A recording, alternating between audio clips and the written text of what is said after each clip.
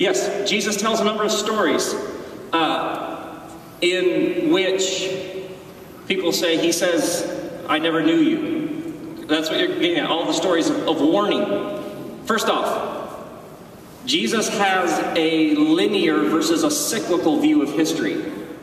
And so, for many in his day, there was a sort of, it just all comes back around again. You miss it, well, hey, things just sort of, there's like a loop of history that just goes like a merry-go-round, and it just goes round and round and round. When Jesus comes in, the Jewish God was mind-blowing because the Jewish God entered into history, and history moves forward. You get this day, and then you get the day after it, but you don't get to go back and relive that day. You with me? So this was a mind-blowing idea in those days. This Jewish God entered into human history and worked within human history.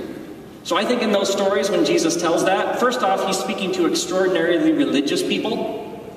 And he keeps saying to them, I desire mercy, not sacrifice. This refrain from the prophets. He's saying to them, the greatest commandment is to love, which was a brand new idea, because for many of them, no, the greatest commandment is to like follow every sort of jot and tittle of the law. And he's going, love, love, love. What's the greatest commandment? Love. And so those stories, I believe, are strong, immediate, urgent wake-up calls to very religious people. Your whole system isn't working for you. You've built this whole nice hierarchy, and you take great pride in following all of these rules, but in the process, you have missed the new thing that God is doing.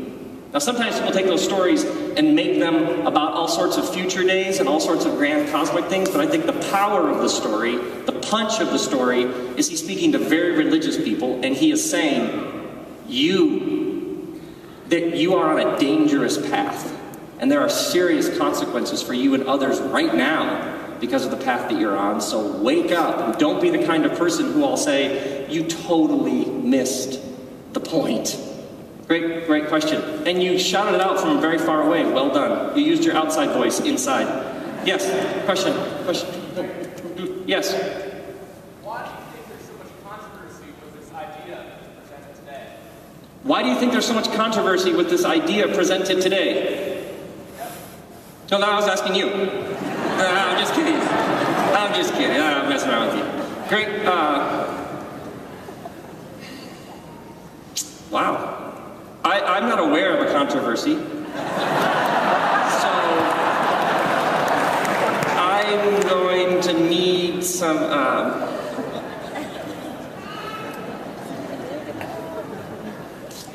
first, okay, I would say this. A couple thoughts. Do you have a second question, or do you want to stand? I was just going to continue, but go ahead. Okay, yeah, let me give a couple thoughts. First off, I never set out to be controversial.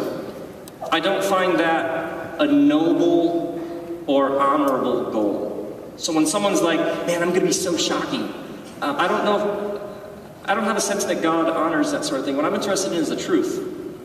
When I was, my parents are Christians, and when I was in elementary school, I got down next to the bed at 4292 Dobie Road in Okemos, Michigan. Don't knock on the door, we don't live there anymore. And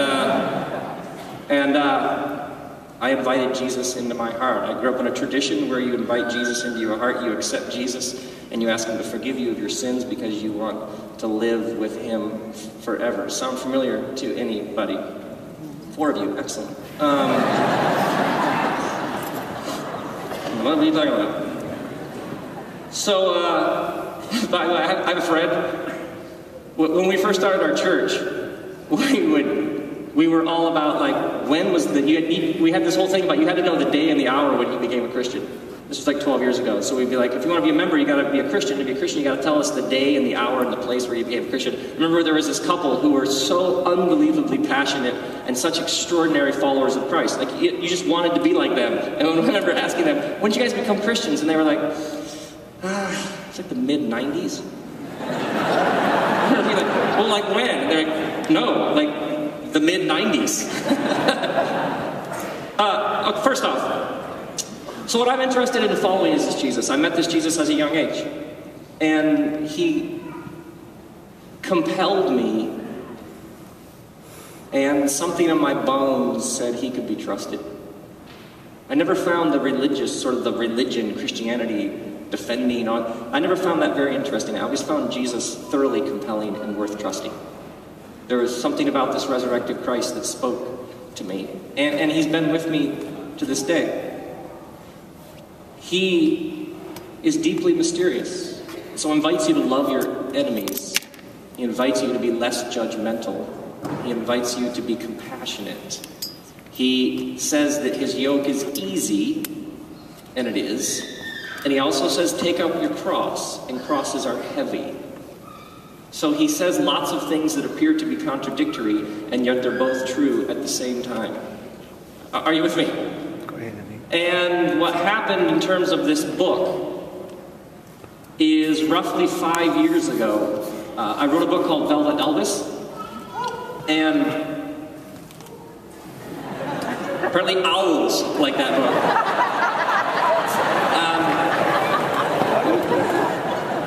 What happened, I love that, that's great. What happened is as Velvet Elvis was coming out, I had the growing sense that Velvet Elvis was like the introduction. You know what I mean? Like, it felt like a giant first chapter. And what had happened is, as a pastor, I kept meeting people who are incredibly dogmatic about heaven and hell when you die, and didn't seem to care that 800 million people will go to bed tonight hungry, which is its own sort of hell on earth. And what kept coming up is, as I was studying the scriptures, and especially the context of how the scriptures even come to us, is what kept coming is Jesus and the world that he lived in. There wasn't a lot of commentary or speculation about what happens when you die. The word hell occurs in the Bible less than 20 times. And the main word that Jesus uses, he uses a word Gehenna 12 times. And the word Gehenna means Valley of Hinnom. And the Valley of Hinnom was on the south and west side of the city of Jerusalem. It was the town dump. And they would set their trash on fire, so there was a fire going, and then wild animals would fight for scraps of food in the dump. And in those days, they did not domesticate dogs and put sweaters on them at Christmas time. They were like wild dogs. And so dogs would fight over the scraps of food, and so their teeth would sort of grind against each other. So Gehenna was the place where the fire never goes out and there's gnashing of teeth. And so when Jesus speaks of it, like the rich man and Lazarus, which is often quoted as like, see, people go to hell, but what is the fundamental detail we're given? The rich man has food, Lazarus is starving. That's the only detail that we're given.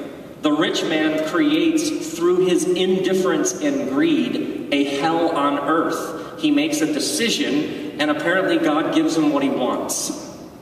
Are you with me? So this story that seemed to be a dogmatic story about what happens when you die was like,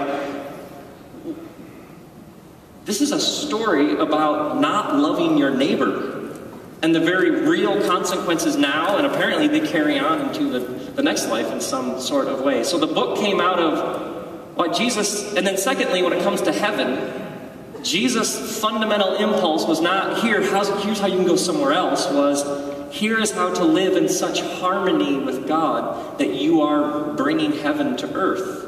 And even the word forever, the Greek word is aeon, which refers to an intensity or a quality. And so you have this very interesting thing Jesus is doing where he is saying, trust me and enter into the life of God now. Now I hold on to heaven and hell.